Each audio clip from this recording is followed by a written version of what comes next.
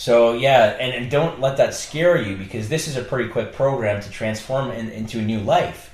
Yeah. But life can be shitty sometimes, and you might want to find another practice that helps ground that. I know I broke down crying every time I got into meditation. Yeah, that happens a lot. So much. That happens a lot. I've done that too. I've sat and I've cried before. It brings up a lot of stuff unexpectedly, right? Yeah. But the key is, regardless of any kind of practice, but this in particular, is to be patient and keep an open mind. If you're really a negative thinker, that's great, because some of the negative thinkers benefit the most. A lot of people with this condition aren't even afraid of dying. We talked about that. They're more afraid of embarrassing themselves in front of others and what would others think. And a lot of this behavior is wrapped around what other people think. So in the end, if you're focused on what other people think of you, that's probably an anxiety-producing feeling. Yeah, that's one for me. Yeah. I mean, what people think, or if I fail. Yeah, sure. And the thing is that we can't control what others are going to think about us. At the end of the day, they either like us or they don't. And yeah, it would be great if everyone liked you, but if they don't, so what? There's lots of people that will. Yeah. When it comes to fear like that, I know for me, like when I was in the depths of my depression, I wasn't scared so much of dying. I was scared of dying and still being in pain. Really? And I thought, if I do complete a suicide, I'm still going to be in pain, and that scared the shit out of me, that even trying to end my life wouldn't get rid of this pain. And that was kind of what I was going after by thinking about, actively having a plan of suicide, was I need to get rid of this pain. And then this massive thought and this huge fear was, I'm still going to be in pain after this done. And like, not only me, but 1,000 other people are going to be in pain, and I'm going to be dead. Yeah. And like, that scared the shit out of me. And I think that fear saved my life. Yeah. Like a few times, for sure. Yeah, so like suicide definitely doesn't end the pain. It just kind of transfers it to the people that are still living. Yeah. And that's something that I just kind of was, obviously I've been dealing with for the past year and a half. But we care about what other people think because of an insecurity of self-image, low self-esteem, and needing too much external validation. And instead of needing to feel your own worth and goodness from in here.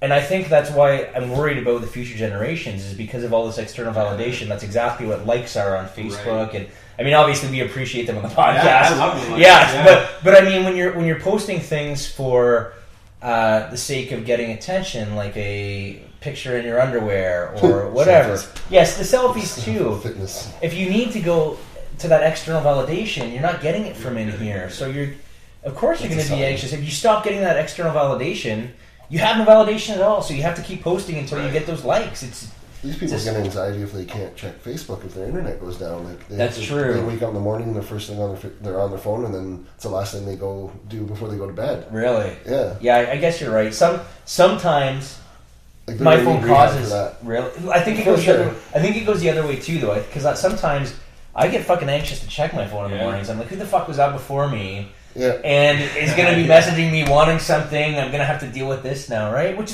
is fine if it's something that I'm prepared to deal with. But now, come down, have my tea, chill out for a minute, check my phone, and then respond rather than react. If there's something, I'm always worried there might be a fire that needs to be put out. That was conditioned by being a real estate broker, man. There's always a fire that needs to be put out. I think on the flip side of that too, though, I would still sit and talk with you guys about mental illness, about anxiety and depression if we got no likes. Oh, that's the thing. Do you know what I mean? Yeah. Like last week, what did we have? Like 100%. Like 50 likes or something like that? Yeah. We had like 9,000 people watch us. Yeah. Do you know what I mean? I'm not in it for the likes. I'm in it for the people watching us. Yeah. So that they're going to talk to someone and we can smash this stigma down and down and down. Yeah. It's not about the likes. It's more about the message. Right? Well, I don't even think it's really about the views. It's about getting one person. The reach is fantastic. Like between the three of us, we can get a reach of around between 15 and 20,000 people. Right. Which is fantastic. And 9,000 views, that's great. All I care about is getting that one guy, that one person. People one person that's locked in their bedroom that's not functioning properly. He's not liking it. Yeah, no, not at all. But he might be watching it, right? How cool you're right. It's almost about the people that aren't clicking like. Right. Right. That you know, I agree. We appreciate the likes, though. For sure. Keep liking 100%. And again, with Facebook Live, we will turn this around in a bit. So any of your comments or anything, if you're still watching, I don't know how many people, but if you're watching, we will flip it around. If you have any questions for us, please, by all means. I forgot to mention that in the beginning. But if where were we here? So we care about what other people think because if they don't get it on a regular basis, they start to feel really anxious about it. So that's where the other anxiety is coming from. Yeah. Is from people walking around looking for validation in their phones when there could be someone on the street corner just waiting to give them a compliment. Right. Yeah. Or just throw them a smile. Yeah, just smile. Exactly. Like if you're having a shitty day and you see someone smile, like you're either going to think that guy's high on drugs or you'll smile, right? And that may make you smile anyways. I saw a really cool post the other day that said the best people in the world are the people that when you make eye contact, they just smile. Yeah. That's awesome. It is a good thing, and it is a contagious thing. So everybody has anxiety, and most people experience depression. And a lot of people feel like, I think where a lot of this comes from, and again, this is putting on that, like you say, the armor, and putting it out there with Instagram, where it's your highlight reel. People feel like if others really knew who they were, they wouldn't like them. Right. And that's a big fear. So, anyways, we're teaching as we want. We talked about teaching the less important things in school and failing to teach coping mechanisms to deal with life stressors. So, in schools, whether it be high school, public school, university, I think we can all agree that there's work to be done. Oh, yeah. Yeah? Okay. Coping skills. Coping skills, yeah. I think massive. Like, I think that, like, if us three went in and talked to a high school, we would have an entire high school silent because who expects three guys to go in and talk about mental illness? And I mean, we might have to censor our swearing and talk a little bit. But even just the message of being vulnerable enough to talk about that, I think no one's done that yet, right? Like, no one came to my high school and said 1 in 5 people are going to struggle with mental illness, or 1 in 5 guys are going to be sexually abused. No one came to my high school, and so I think that's almost a responsibility of ours that because we're open and we're able to do that it's up to us to do that, right? Sure. Like, if we don't do that, we're kind of cheating society a little bit. 100%, and then we could, bring the podcast in there and talk about it as well. But for right now, it's really important over the summer. I know for me, and I think it is for you guys as well. This is the perfect timing to do it, as we talked about last week. Suicide season is coming, and there's no resources when students and kids are out of school. That's it. There's no guidance counselors. There's no counselors at all. They have to either go to their doctors. And I'm not saying we're a substitute for that by any means, but we hope that you find some sense of compassion here and a community of people that are willing to support you and what you're going through. And we might not be doctors, but we've experienced and we have enough lived experience that if I don't know, I can ask you. Or if someone asks a question you don't know, you can ask me. Or Scott, you know what I mean? Like, I think between the three of us, our experience is pretty broad, substantial, right? And I'm okay with if someone reaches out on the Facebook, if someone asks me a question and I don't know the answer, I'm totally okay with saying, "Hey Scott, do you have an answer for this?" Or we'll find out. Right. We have the nice thing is between us, we all have the resources. I think the big thing with this is like to make people feel comfortable. Right? Yeah. For sure. So that they can reach out and there isn't going to be a judgment or stigma. No, not at all. I think it's massive when people reach out. I think that's like the strongest thing. And we appreciate the people that do. I mean, every comment that comes in, I've had a few of them from people I don't even know, and they've just been, I really love what you're doing, and we appreciate that because all it takes is that one person. Right. Yeah. So one of the things that really I was kind of shocked by is, not really shocked by, but I found it interesting that we need a little stress in our lives, otherwise our lives would be so boring we wouldn't know what to do. Yeah. So it's interesting because, again, it's all about balance, and part of being alive is being stressed, but it's having those little stresses that keep life interesting and then not letting it take you overboard and out of control. Right. I think stress can be motivating. Yeah. You know what I mean? It's a drive. For sure can be a drive. Sure. So I thought that was really interesting, and I was thinking, that's interesting, because we try to eliminate all stress in our lives, but you really don't want that. When I heard that too, I was like, kind of right. Like, it would be so boring Yeah. If we didn't have something driving the bus, right? Yeah. I think that stress is one of those things that drives the bus a little bit. Like, but too much stress is a struggle, and not enough stress is boring. And it's overwhelming. Right? Like, yeah, and it can be overwhelming. It's the healthy kind, not the drama. Yeah. I don't have a drama-free zone. I have a drama-free zone. Okay, so we're kind of getting close to the end of the what we listened to.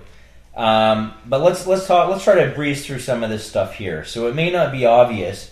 You may be going to the doctor complaining of migraine, headaches, or stomach pains. So when you say that it is definitely physical, you may not think that it's anxiety or depression. It might be physical in physical form. Mm-hmm. And then at that point, you're looking for something that is going to be a quick fix. Right. And if it's anxiety and depression, unfortunately, unless you go on medication, you're going to have to just be patient and kind of bear with us. A good thing or a cool thing, I guess, that I heard a few years ago is that depression is like a physical illness, that it's a dopamine deficiency, and like that's physical. Yeah. Do you know what I mean? It's mental for sure, like it's a chemical symptom, but it's a chemical imbalance, and that's physical. And I think that maybe eases the mind, or definitely eased my mind, that like it'd be just like if I had diabetes and I didn't take my insulin. It's like me living with depression and not going to therapy. Yeah. Do you know what I mean? People that don't take insulin, they're diabetic. That's true. Are going to die. That's a good point. Right? If I don't get help, if I don't go to therapy for my addiction, I'm going to die. Yeah. Do you know what I mean? That's just the plain and simple truth of it. That like depression's a dopamine deficiency, and I need to find a way to get that dopamine, right? And that's either medication, or that's like other drugs or whatever, right? Alcohol. Or you can try alternative healing practices, which would work for me, right? Try the healthy way. The healthy way. Go for a run, go for a walk. An interesting point that we will talk about on here at some point in time is that your mind doesn't know the difference between getting addicted to the bad stuff and getting addicted to the good stuff. Yeah. So you might as well if you're going to get addicted to something, get addicted to the good stuff. So it's a very common emotional challenge, anxiety and depression. Both anxiety and depression are the most common and prominent emotional disorders in the world today. And the good news is that they're treatable. So obviously use your doctor as a resource if you feel problems are more severe. We are no replacement for, as we said before, we're no replacement for healthcare professionals. We're just additional support and people who have gone through a lot of the things we're going to be discussing. And these topics and discussing these topics can bring about feelings of anxiety, as we mentioned before, because a lot of times people tend to sweep these feelings under the rug so they can just go on about their business when they start to deal with these topics and start to focus on moment to moment and living in that moment to moment. It can produce anxiety, and anxiety can start to surface. So basically what that means is as you start to really pinpoint and focus in on some of the issues at hand, of course they're going to be producing anxiety. You're facing a fear. Yeah. You're facing something you've been sweeping under the rug that you don't want to deal with. Yeah. I think that's the worst thing you can do, sweep under the rug. People do it for their whole fucking lives, though. And then boom, something happens and it all comes out. Society's taught us how to do that, though. Like, I think like I said before, in my house, my dad said, don't talk about your feelings, and that's sweeping it under the rug. And then when the feelings explode and I don't have any tools, I end up having a suicide attempt. I end up self-medicating with like hundreds of thousands of dollars worth of drugs, right? Yeah, that's a lot. Man, it was a lot. Yeah. I had nothing to show for it, and I spent almost $300,000 on drugs, and I had nothing to show for it. No teeth, looked like a skeleton. You know what though, dude? You're live, and you have lots to continue with, and lots of stories. That's it. Yeah, you got stories. Yeah, that's definitely it. But what a rip. Yeah. What a rip. Well, I mean, I think that the stories can be used for a positive thing, like we're doing here. For sure. But then there's also the side of where you go out, get shit-faced, so that you have a story to tell, and it's completely useless some of the time, right? Yeah, I know I've done that many times before in my past. So anyways, back to what we were saying, it's completely normal to feel anxiety surfacing by some of the stuff we talked about. It will pass. Just come in and tune in on Sundays and believe in the process, and it will pass. Usually tapers off and people start to feel good. Believe it or not, you can feel good. I find the more you talk about it, the better you feel. So the big thing I learned about myself is if I kept it inside, that's bad for me. Yeah. Mm-hmm. That would make me go self-medicate or do something stupid. But if I talked about it and got it out, like it keeps me healthy, keeps me safe. Right. So let's talk about some of the misconceptions. And then we're gonna end it there for today, guys. We appreciate people that watched. I hope that you got something out of this, even if it was just a 5-minute view or a 2-minute view. Some of the misconceptions about people with anxiety is they hide in dark houses.